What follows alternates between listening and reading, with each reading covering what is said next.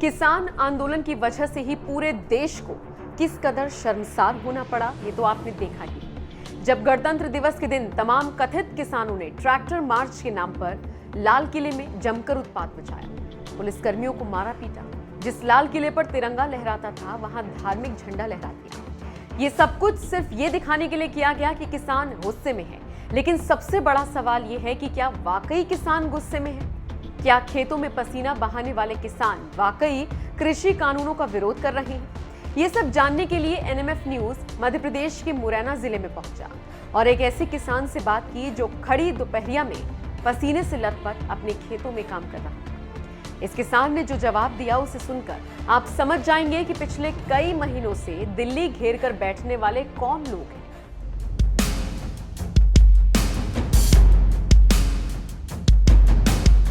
NMF news जब ग्वालियर से 39 kilometre दूर चंबल घाटी में स्थित मुरैना जिले में पहुंचा तो सड़क किनारे बाजरे के खेत में घास काटते एक किसान मिल गए और फिर शुरू हो गया बातचीत का सिलसिला।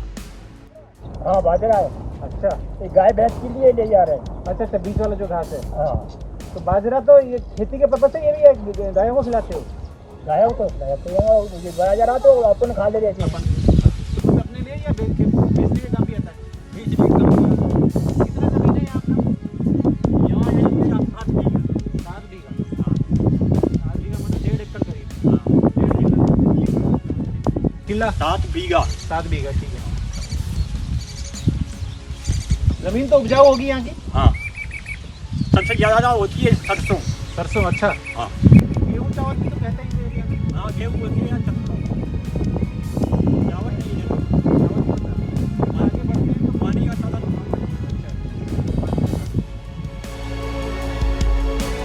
करीब 7 बीघे की खेती करने वाले किसान से जब बातचीत का सिलसिला आगे बढ़ा तो वरिष्ठ पत्रकार रोहित बिष्ट ने मोदी सरकार के कामकाज से लेकर दिल्ली में चल रहे किसान आंदोलन तक पर कई मुद्दों पर बात की। आप भी सुनिए खेतों में काम कर रहे इस असली किसान ने क्या जवाब दिया। खेतों में क्या यूरिया डालते हो या गोबर डालते हो? यूरिया और अपना घास का गोबर। अपने घर में गाय भैंस का खाद, गोबर दोनों। गाय वाय पाल रखे हो? हाँ हाँ, गाय भी है, भैंस भी है।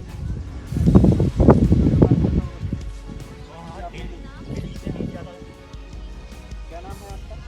मेरा नाम है मियाजी सिंह तोमर। तोमर साहब, तो यहाँ पर वैसे किस तरह का वोटिंग जो करते हैं चुनाव नाम है, क्या किसको देते हैं, क्या ध्यान में देते हैं?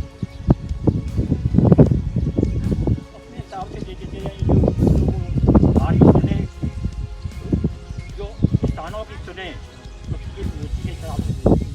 यहाँ शिवराज सरकार कैसा काम करती है? ठीक कर रही है। बहुत सालों से शिवराज। हाँ, केंद्र में मोदी सरकार है, वो कैसा काम कर रही है? ठीक कर रही है। तो आप मोदी सरकार को वोट देते हैं या मोदी के नाम पर वोट देते हैं?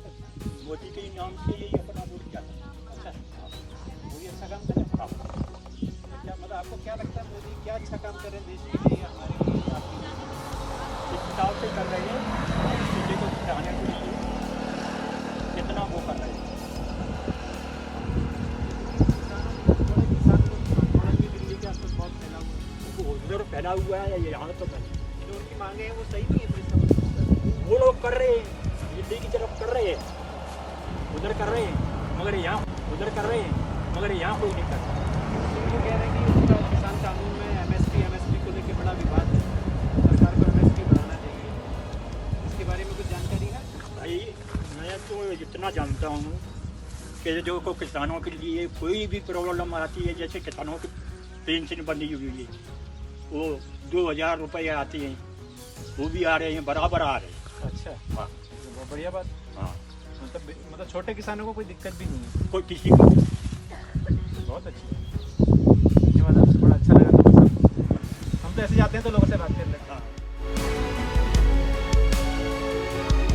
एमपी के इस किसान ने 2000 रुपए पेंशन की जो बात कही है वो दरअसल मोदी सरकार की पीएम किसान सम्मान निधि योजना के तहत दी जाती है, जिसमें हर महीने 500 के हिसाब से 2-2 हजार रुपए की 3 किश्त किसानों के खाते में डाली जाती है। बहरहाल खेतों में काम कर रहे इस असली किसान को सुनकर आप समझ गए होंगे कि राजधानी दिल्ली को घेर कर बैठे लोग कौन हैं और उनका असली उद्देश्य क्या है।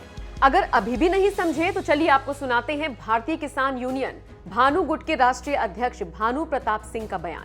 देखिए वो राकेश टिकैत और दिल्ली के किसान आंदोलन के बारे में क्या कुछ कह रहे हैं।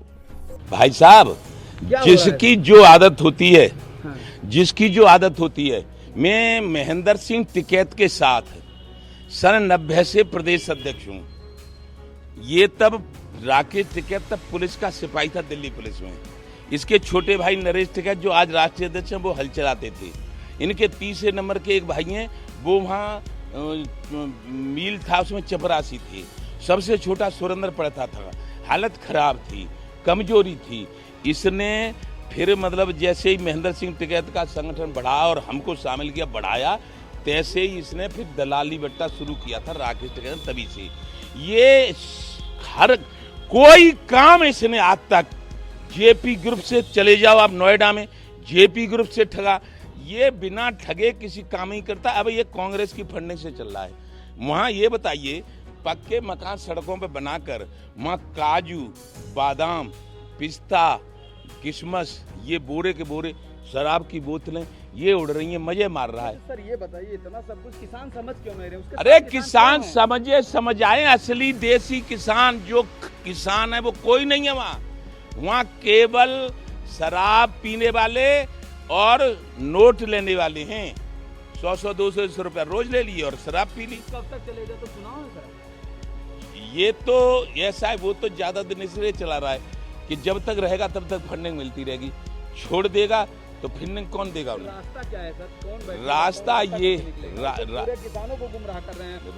रास्ता ये है कि 3 अक्टूबर को हम पंचायत कर रहे हैं, जहां उनके पिताजी ने 32 साल पहले इमलिया, उमरगढ़, फिरोजाबाद 32 साल पहले हमारी क्षेत्र की भीड़ के सामने हमें प्रदेश अध्यक्ष बनाया था। उसी पे हम पंचायत कर रहे हैं, ठेठ किसानों की। और सरकार से कह रहे हैं आ जाओ वहाँ, मुख्यमंत्री से भी कहेंगे आ जाओ, आज मिलेंगे उनसे। यानी कि मंच तैयार होगा वहाँ पे? बिल्कुल, मतलब जब असली किसान की आवाज बुलंद होगी वहाँ से। सिर्फ उत्तर प्रदेश के किसान रहेंगे या देश भर के किसान? देश भर के किसान रहेंगे। आएंगे और आप क्या हाँ, अरे हमारा 22 प्रदेश संगठन है भाईजान। ऐसा तो नहीं लगेगा कि आप सरकार से मिल गए हैं और वो सरकार के विपक्ष में है? पता नहीं क्या चल रहा मैं है। सरकार से कुछ नहीं मिल गया हूँ। क्यों नहीं मिल गया हूँ? उत्तर प्रदेश में यदि भाजपा की सरकार है तो मुख्यमंत्री से बात करनी पड़ेगी। और देश में यदि भाजपा की सरकार है तो प्रधानमंत्री से बात करनी पड़ेगी। आज सोनिया गांधी से बात करने से कुछ होता नहीं है। यदि हम करें बात बहन जी मायावती से तो कुछ हो जाएगा। यदि मुख्यमंत्री और प्रधानमंत्री से बात करने पे हमें भाजपा का बना दिया जाता है तो ये गलत है। जो प्रधानमंत्री हो 11 में और 13 में प्रधानमंत्री थे मनमोहन सिंह, उनसे कहने गए थे, उनने नहीं बात मानी, घोषणा कर दी कांग्रेस हराओ। विपक्ष वाले तो कह रहे हैं हम तो अन्ना आंदोलन का बदला ले रहे हैं, क्योंकि जिस तरह से तमाम दल वहाँ पे दे रहे हैं, तो माहौल क्या चल रहा है सर? वो वही जो 2000 रामलीला में चल रहा था उसी का ऐसा है, मैं बताऊं आपको। केंद्र सरकार के जो विरोध लायक हैं, केंद्र सरकार आज है नरेंद्र मोदी की है, सब जानते हैं, आप भी जानते हैं, मैं भी जानता हूं। जो नरेंद्र मोदी के विरोधी हैं वो फंडिंग कर रहे हैं। यहाँ योगी के जो विरोधी हैं वो भी उन्हीं को सहयोग कर रहे हैं और उनके बस का कोई रोग है नहीं। अच्छा, हमारा काम है, हम राजनीतिक हैं प्योर। जो मुख्यमंत्री होगा, जो प्रधानमंत्री होगा, अपने देश के किसानों के लिए, उससे ही हमें कहना पड़ेगा। अब हम मान लिए भाजपा का प्रधानमंत्री है तो हम जो कहें हम भाजपा के ना हैं तो हम कहाँ जाएं? कुआ पोखर में चले जाएं? अच्छा सर, अगर 3 अक्टूबर की जो आपकी बहुत बड़ी मांग, उसमें रास्ता ये है, हमारी मांग बिल वाली नहीं है। हाँ। हमारी मांग अलग है, बिल वाली नहीं है मांग। बिल में तो संशोधन चाहते हैं? संशोधन चाहते हैं, केवल सीमा, जैसे मतलब जैसे असीमित कोई खरीद न कर सके। उसमें धान इतने बोरा, गेहूं इतने बोरा, सरसों इतने बोरा, इस पर सीमा लगा दी जाए। एक संशोधन चाहते हैं केवल। दूसरी बात यह कि बिल ऐसे जैसे हैं बने रहें। हम चाहते हैं कि 75 साल बाद किसान को स्वतंत्र किया जाए। आजाद देश हुआ है, देश पे आजाद के बाद जब प्रधानमंत्री कुर्सी पे बैठे हैं अंग्रेजों के बाद, तभी से किसान आज तक अपने को गुलाम महसूस करता है। क्यों? ये जो बनाया होगा इसकी कीमत उसने लगाई होगी, ये जो बनाया है उसकी कीमत उसने लगाई होगी, ये जो बनाया होगा उसकी कीमत उसने लगाई होगी। हम जो बनाते हैं उसकी कीमत सरकार लगाती है। 80% ज्यादा ताकत माने, हम ज्यादा संख्या में, इसीलिए हमारा सारा अधिकार उनने छीन लिया। अरे गेहूं हम बनाते, हम कहेंगे गेहूं 20 रुपए किलो देंगे कि गेहूं 40 रुपए किलो देंगे। अच्छा, एक बात और इसमें होती, मान लीजिए आप अनाज आप पैदा करते हैं, आप लोग मान लीजिए खूब महंगा है, ऐसा है। बहुत महंगा करते हैं, सरकार का क्या काम है? तो सरकार ये फ्री बांटे भी। सरकार सुनिए, 3,20,000 सांसद पाता है आज, जिसको हम चुनते हैं, और गांव में रहे तो 2 रुपया नहीं कोई देता उसे। तो हमारा कहना है कि लागत मूल्य के अनुसार नहीं खरीदोगे तो फिर माल होगा ही नहीं, फिर क्या खाओगे? आज 75 साल में ये गत हो गई है, और 75 साल और हो जाएं तो इतना किसान परेशान हो जाएगा, अपने खेतों में बबूल बो देगा, फिर क्या खाओगे बोलो? या जमीन छीन लोगे सब किसानों की? यही करना पड़ेगा।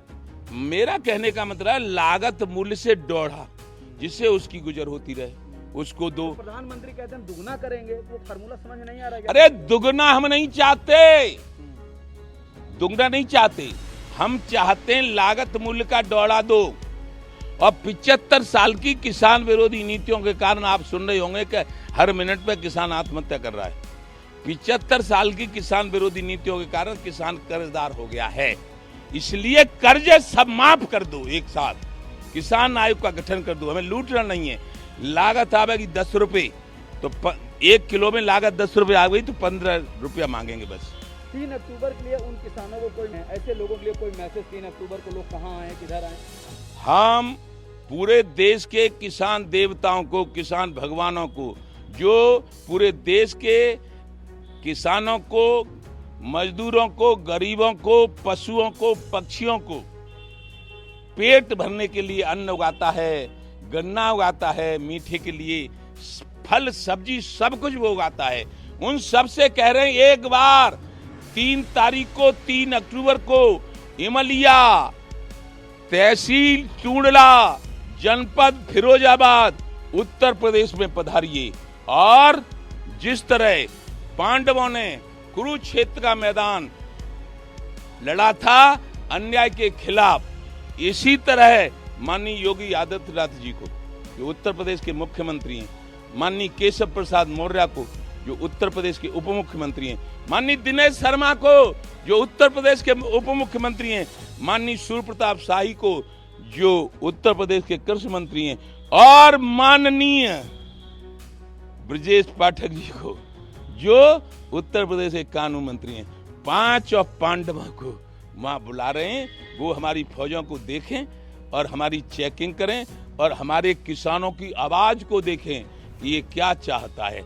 और यदि ये आ गए और इन्होंने किसानों की बात केंद्र सरकार तक पहुंचाने की कोशिश की, तो योगी आदित्यनाथ का कोई कुछ नहीं बिगाड़ पाएगा। ये भानु प्रताप सिंह का ऐलान है।